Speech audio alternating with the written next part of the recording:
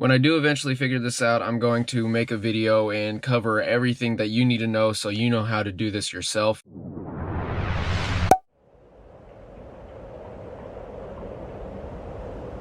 Before we go ahead and do this, I'm going to measure the throw to see how much difference it actually made between the stock shift knob and the short shift. I'm going to be using this shift knob and not the factory one because this also changes the length. I'm going into 5th. There's a little bit of room between me and my aux cord. However, if I have this one on and I go to do it, my finger usually comes in contact about like this. This is not touching here, it's touching the bottom, this plastic piece. So we'll say 3.5 inches to center the radio, and we bring it back to 2nd. We'll do it from the top. Looks to be about 10.5 inches maybe from right there. Now 3rd, again about 3.5 inches. 4th, about 10.5. 5th, again about 3.5. So those are our measurements for that, and once we get the short shifter in, we'll go ahead and do the measurements again and see how much more room, how much less play we have. Hopefully it's a lot shorter than what it is now. All right, let's go ahead and do our measurements. If I remember correctly, it was 3.5 from up here and 10.5 from back here. As you can see, neutral is really far away, so here's 1st. From here, it is still 3.5. That's what I thought.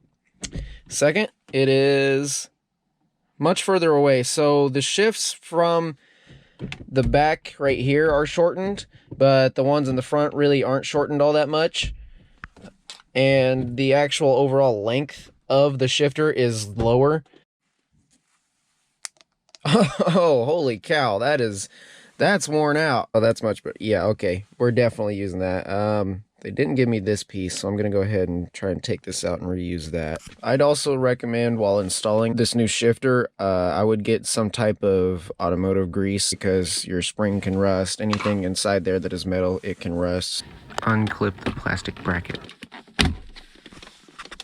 Pull up on the reverse lockout to remove the plastic bracket and shift boot. Awesome, awesome. So it looks like I may be unclipping this. First, I'm going to start with these 4 Torx bits. They are a 20. Not sure how to actually reference that.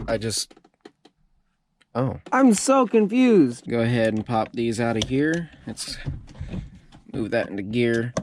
It's easier. Oh yeah, no problem at all. No problem at all. Yeah, I'm just gonna hang on to these. Be careful not to lose these. You could lose them down in there and you may never find them again. So everywhere I go,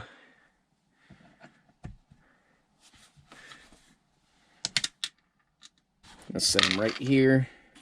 Pull this off. Just a little plate. Okay, for this next part, I'm not sure if you can see that down there. This right here. That little clip on the left side of this right here, the shifter linkage, there'll be a clip that goes inside right there. Basically, you just want to grab anything that's really small that you can get into one of these grooves here, because part of it will be sticking out. So basically, I just took the smallest Torx bit that I had. I got in here like so and just pulled on it until it popped out. That's unclipped, which means I can now take out the bottom of this shift lever. I just grabbed a little wrench here, just big enough. I think I used the 5/8 side. It's either the 5/8 or the 11/16 side. And this little shift linkage here, I went ahead and just stuffed it between there and used the shift tower as leverage and just pushed until that popped off. All I did was just use a flathead and a screwdriver and just kind of pulled back on that. Actually, I think I used the wrench for that, but that's not very hard to get off. You literally just pull on it and it'll pop off the bottom of this. You can push this to the left. So I figured out a solution. I decided I'm just going to break all these pins off so I can pull that out. Some of you guys are like, wait a minute, you realize that's not going to work anymore, right? Because this will no longer stay in place. That's what a zip tie is for. I'm going to go ahead, put it back in so that it doesn't sink inside this hole here, and then zip tie around it, and that's going to keep it from moving. You can't, I don't know where in the hell you would find a new one of these, unless if you go find one in a junkyard, but then you have the same issue. It's in the same spot. All right, so now I've pulled this out a little bit. and I'm gonna go ahead and pull this up and out. I'm sorry that it's gonna be hard for you guys to see. It is night now. Oh no, that comes right out. That's fine. Okay. I'm just gonna leave that there for now though. And pull that right up. Now just take this off and install it onto the new one. We're going to go ahead and try and remove this rubber piece here, and then this little plastic Delrin whatever piece is under there. You can use a screwdriver or something. I'm going to use a wrench because I don't want to accidentally poke it in some way and make it rip or tear. Let's go ahead and get this wrench under here. Be very gentle. It shouldn't rip on you because it is rubber, and as long as it was greased good. That's scaring me a little bit. I don't like using this wrench. Go ahead and get under here with the Phillips head. Oh wow, I expected that to rip. This is very tough material, so don't be afraid of this ripping. Check that out. All right, bring this down. So you just bring it up, in, out, and there you go. There's the bottom piece. Just a little bit of force. You go ahead and press down on it. Make sure you have a rag when you're doing this. There it goes. There, that's all it takes, a little bit of pressure, and that's now removed. That's all you're gonna need for the new shift knob. This rubber stuff here and this little O-ring is just for this shifter itself because of the way that the reverse lockout works on this one. The reverse lockout slides into these little slots here, and there's a notch here where it keeps it from going over. You pull that up since it slides out of that in those grooves and allows you into reverse. Now let's go ahead and grease up our new shift knob and get everything reassembled. Got me one little napkin, so hopefully that'll cover me. Go ahead and take all this crap off. That's good enough for me. Go ahead and look at this one, clean it off a little bit, whatever's on it. Go ahead and grease up this in here. Oh yeah, that's good stuff. I'm gonna do the outside of it too, just a little bit. Yep, the inside of this. So basically I'm just gonna put a little bit of this in here as well.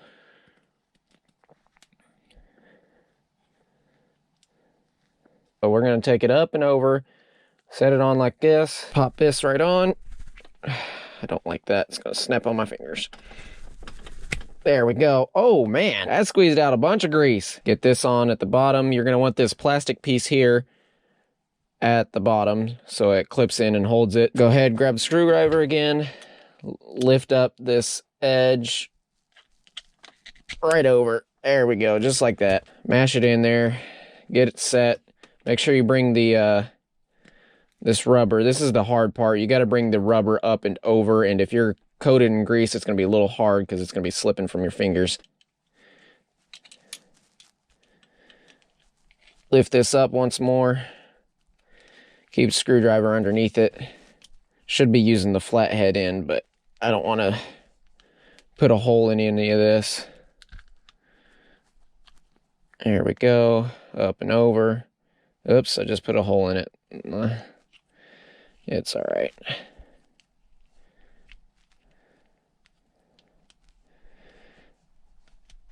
There you go. This is how you want it to look when you're done. Okay, now we can start reinstalling everything the same way we pulled it out. I'm gonna go ahead and grab a little bit of grease to take this piece, which goes on the end of that there. We're gonna take that, grease it up, and then stick it in through the side because there's a hole for it. Just a little dab of grease, I don't need a lot. It is only a tiny piece.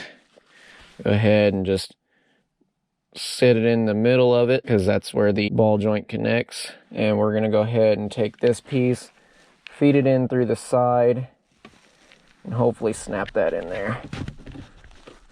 You want it to snap in. Otherwise, you haven't completely got it in. It's not as hard as I thought, not as hard as you're gonna think. Literally just push this out further, clip it on, and then rotate it a little bit, and then just mash that back on there and it'll go. Now we're gonna go down here to the bottom. You can stick your hand in here through the bottom and go ahead and push to the shift knob. Push the shift lever to the right, which will push the bottom half of it to the left. and you just keep pressure on the back of it and it'll pop in there. Let me see if I can... I need to be wearing my head mount. I'm gonna go get that. All right, I put you guys on the head mount, so you should be able to see what I'm doing while I'm doing it now. I'm gonna stick my hand through here. Go ahead and push that to the right. All right, so I'm gonna grab a wrench. It can come in from the back here. Just use it as support for the back of that shifter linkage. And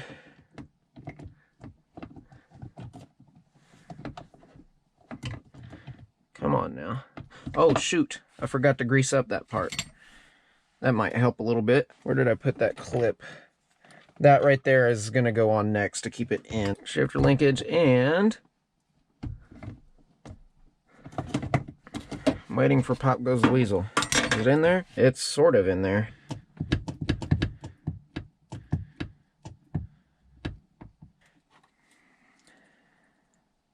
There you go. Just grease it up. Who cares? It's not gonna hurt nothing. Alright. Now this part's gonna be a real pain in the dick. Oh. Because you gotta somehow come in from the side and reach in there. Yay! Working on car. Where did it go? God, I hate doing this. There we go. That should be neutral. There, now it's not scraping. Yes! Oh, it won't go into reverse. Everywhere I go.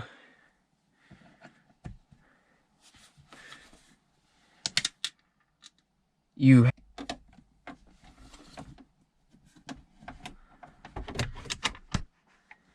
There you are, you little... Go in. Tighten this down. 1 should be enough. 2 if need be. Oh, wow. I mean, if it's that strong...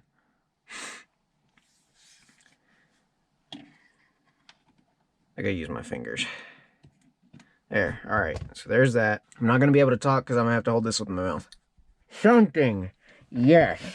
Oh, in there. Fuck yeah. That's how you do it. Right there. Just like that. Extension. Yeah. Get that down in there. That's all I need. Come on. No. Yes. Come on, you. Yeah. Now, we put this back on in here. Okay. Now, this is a solution for you guys and myself as well, since I couldn't figure out how to get that off there.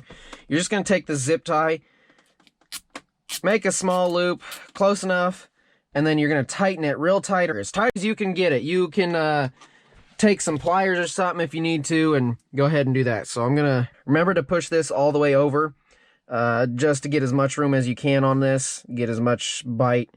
You don't want this coming out. Get this a little closer here. Yep, just like that. Push this in. Perfect. Okay. Well, there you go, guys. That's as incomplete as it looks.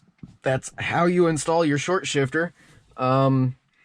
Like I said, I'm going to be getting a new boot, so all that's going to be over there for now. I have these 2 screws left that I'm going to screw it down, and that's it. So I hope you guys enjoyed this. I hope this was helpful for you. I'm sure there's a few people out there that are looking for short shifters for this car that do not have a video to reference, so hopefully this video helps everybody looking for all this stuff, and I'll see you guys in a future video.